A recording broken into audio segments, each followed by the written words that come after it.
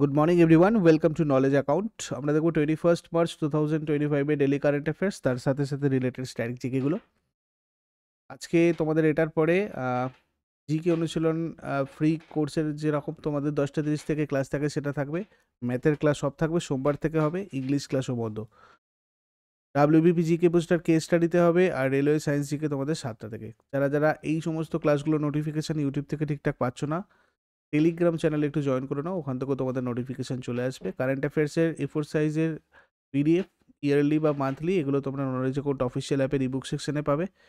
আর ইংরাজিতে প্রিপারেশনের জন্য তোমরা আমাদের বিফোর এক্সাম অ্যাপটা ইনস্টল করে নাও। এখানে তোমরা ইংরাজি কারেন্ট অ্যাফেয়ার্স, স্ট্র্যাটেজিকে, মক টেস্ট এগুলো দিতে পারবে। আর বাংলাতে হলে নলেজ অ্যাকাউন্ট অফিসিয়ালটা ডাউনলোড করে নেবে। কেমন? তো চলো, প্রথম প্রশ্ন কি আছে দেখবো। 19তম Ramnath Goenka excellence in journalism award 2025-এ কতজন সাংবাদিককে সম্মানিত করা হয়েছিল?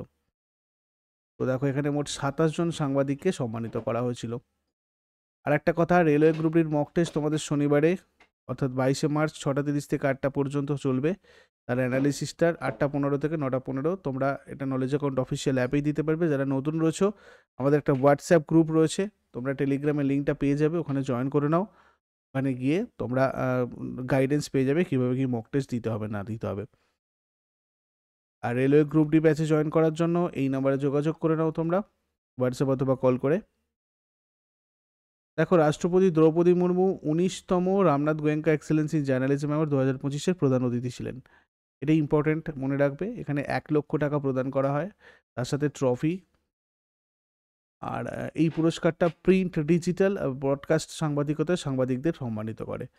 মৃদুলিকা ঝা আজ তাকের পক্ষ থেকে ডাঙ্কি রুটে কভারেজের জন্য পুরস্কার পেয়েছেন, যেটা হরিয়ানার যুবকদের অবৈধভাবে মার্কিন যুক্তরাষ্ট্রে প্রবেশের একটা পদ্ধতি। মোট 27 জন সাংবাদিক 20টা বিভাগে নিউ দিল্লিতে 19শে মার্চ 2025-এ অনুষ্ঠিত অনুষ্ঠানে সম্মানিত হন। রামনাথ গোয়েঙ্কা অ্যাওয়ার্ড প্রতিষ্ঠা করেছিল ইন্ডিয়ান এক্সপ্রেস গ্রুপ, তাদের প্রতিষ্ঠাতার জন্মবার্ষিকী উদযাপনের জন্য।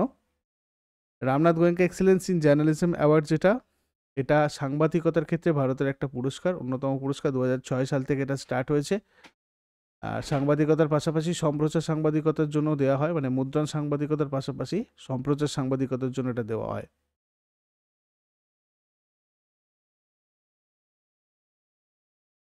এখানে আমি পুরো লিস্ট তোমাদেরকে দিয়েছি।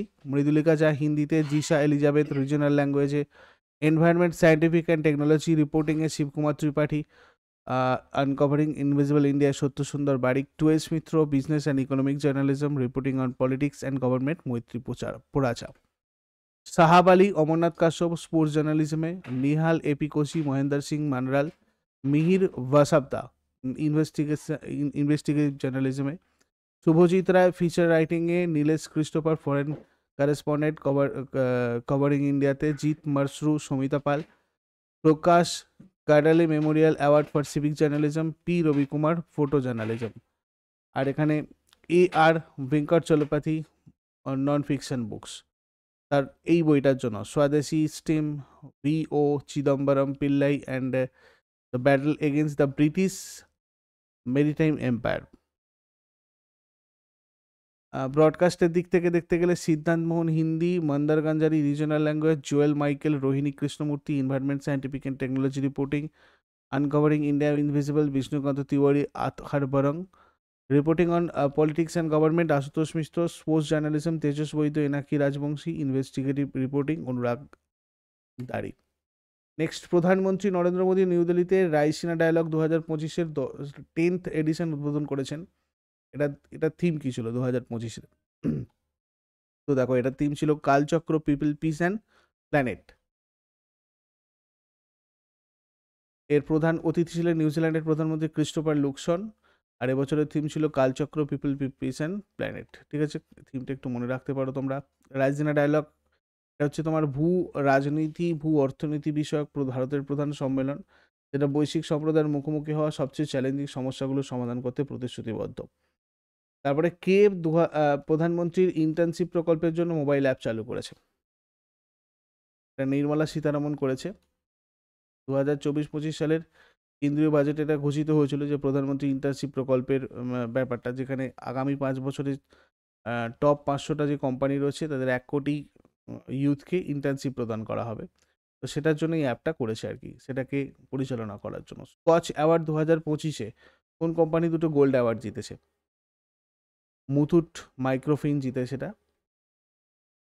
নারী এন্টারপ্রেনিউর যারা রয়েছে, মানে ওমেন এন্টারপ্রেনিউর যারা রয়েছে, তাদেরকে এম্পাওয়ার করার জন্য প্রতিশ্রুতিবদ্ধ একটা নেতৃস্থানীয় ক্ষুদ্র ঋণ প্রতিষ্ঠান দুটো মর্যাদাপূর্ণ স্বর্ণ পুরস্কার জিতেছে। এই মুথুট মাইক্রোফিনের সিইও সাদাফ সাইদ তাকে স্কচ গ্রুপের চেয়ারম্যান সমীর কোছার এবং স্কচ গ্রুপের ভাইস চেয়ারম্যান গুরুচরণ ধাঞ্জাল নতুন দিল্লিতে একটা বিশিষ্ট অনুষ্ঠানে এই পুরস্কার তুলে দেন। তো এখানে আমাদের এই চেয়ারম্যান কারা কারা আছেন এটা এখান থেকে তোমরা দেখে নিতে পারবে। কোন বিমানবন্দর টানা তৃতীয় বছরের জন্য এয়ার সার্ভিস কোয়ালিটি পুরস্কার জিতেছে? কেম্পেগৌড়া আন্তর্জাতিক বিমানবন্দর, এটা বেঙ্গালুরুতে রয়েছে, টানা তৃতীয়বারের জন্য এই পুরস্কারে সম্মানিত হয়েছে। ত্রিনিদাদ আর টোবাগোর নতুন প্রধানমন্ত্রী হিসেবে কে শপথ নিয়েছেন? Stuart Young. ত্রিনিদাদ টোবাগো রাজধানী পোর্ট অফ স্পেন, মুদ্রা ত্রিনিদাদ আর টোবাগো ডলার। দক্ষিণ আমেরিকার এটা একটা দেশ, অফিসিয়াল ল্যাঙ্গুয়েজ ইংলিশ। আর এরকম রিসেন্ট কিছু নবনিযুক্ত প্রধানমন্ত্রী রাষ্ট্রপতিগুলো আমরা যদি দেখি, কানাডার প্রধানমন্ত্রী মার্ক কার্নি, অস্ট্রিয়ার চ্যান্সেলর ক্রিশ্চিয়ান স্টকার, রোমানিয়ার অন্তর্বর্তী রাষ্ট্রপতি ইলি বোলাজান্স, ডোনাল্ড ট্রাম্প প্রশাসনে 72তম মার্কিন পররাষ্ট্রমন্ত্রী মার্কো রুবিও, বেলজিয়ামের প্রধানমন্ত্রী বার্ট ডি ওয়েবার। নেক্সট 19 থেকে 22 মার্চ 2025-এর মধ্যে নির্ধারিত ভারতীয় এবং ফরাসি নৌবাহিনীর মধ্যে দ্বিপাক্ষিক নৌমহড়ার নাম কি? তার নাম হচ্ছে তোমার বরুণা। এটা তোমার 23rd এডিশন 19 থেকে 22 মার্চ হয়েছে আরব সাগরে। এটা একটা দীর্ঘস্থায়ী মহড়া যেটা 2001 সালে স্টার্ট হয়েছিল, তারপর থেকে হচ্ছে। আর একটা জিনিস, এই মহড়ায় ভারতীয় নৌবাহিনীর বিমানবাহী রণতরী আইএনএস বিক্রান্ত আর ফরাসি নৌবাহিনীর পারমাণবিক শক্তিচালিত বাহক চার্লস ডি গল সহ মানে পুরো নৌবাহিনী এখানে অংশগ্রহণ করবে আর কি। হিন্দুস্তান পেট্রোলিয়াম কর্পোরেশন লিমিটেড এর চেয়ারম্যান আর ব্যবস্থাপনা পরিচালক হিসেবে কাকে নিযুক্ত করা হয়েছে? বিকাশ কৌশলকে। হিন্দুস্তান পেট্রোলিয়ামের হেডকোয়ার্টার মুম্বাইয়ে রয়েছে, 1974 এস্টাবলিশড হয়। তারপর বগত রথযাত্রা একটা ঐতিহ্যবাহী উৎসব যেটা ওয়াইএ হয়েছে। তো এটা কোন রাজ্যতে রয়েছে? মানে ভগবান ভৈরবনাথের প্রশংসা পালিত হচ্ছে। তো এইটা কোথায় রয়েছে? এটা অ্যাকচুয়ালি রয়েছে মহারাষ্ট্রে, ঠিক আছে? মহারাষ্ট্রের ওয়াই, সেখানে ভগবান ভৈরবনাথের প্রশংসায় বগত রথযাত্রা, এটা একটা ট্র্যাডিশনাল ফেস্টিভ্যাল এখানকার। এই বগদিয়া হচ্ছে একজন নির্বাচিত ভক্ত যিনি লোহার হুক ব্যবহার করে উঁচু কাঠের খুঁটি থেকে ঝুলিয়ে ব্রত পালন করেন। 350 বছর আগে থেকে চলে আসছে বগদ যাত্রা। এই ধরনের প্রশ্নগুলো তোমাদের এখন এসএসসিতে খুব আসছে। যে দিন নিউজে রয়েছে একটু ডিটেলস আমরা দেখে নিই। বগদিয়া কঠোর 5 দিনের উপবাস পালন করে, শুধুমাত্র নিম পাতা খায় আর জলপান করে বিরত থাকেন। মানে জলপান থেকে বিরত থাকেন মানে জলপান করেন না। বগদ একটা বিশাল রথ, দুটো বিশাল পাথরের চাকা, একটা 10 ফুট লম্বা খুঁটি এবং একটা 40 ফুট উঁচু বাঁশের কাঠামো দিয়ে তৈরি, যার থেকে বগদিয়া ঝুলন্ত থাকে। উৎসব শুরু হয় যাত্রার আগের দিন একটা ছাবিনা শোভাযাত্রা দিয়ে, যেখানে দেবতাকে একটা পালকিতে বহন করা হয়। তারপরে বগদিয়াকে কৃষ্ণ নদীতে স্নান করানোর আগে কাঁটায় ঝুলিয়ে দেওয়া হয়, আর বগদ বহু গরুর সাহায্যে টানা হয়। আর ভক্তরা রথ টানার সময় কাশীনাথ চা চাঙ্গভাল নামের একটা ধ্বনি দেন।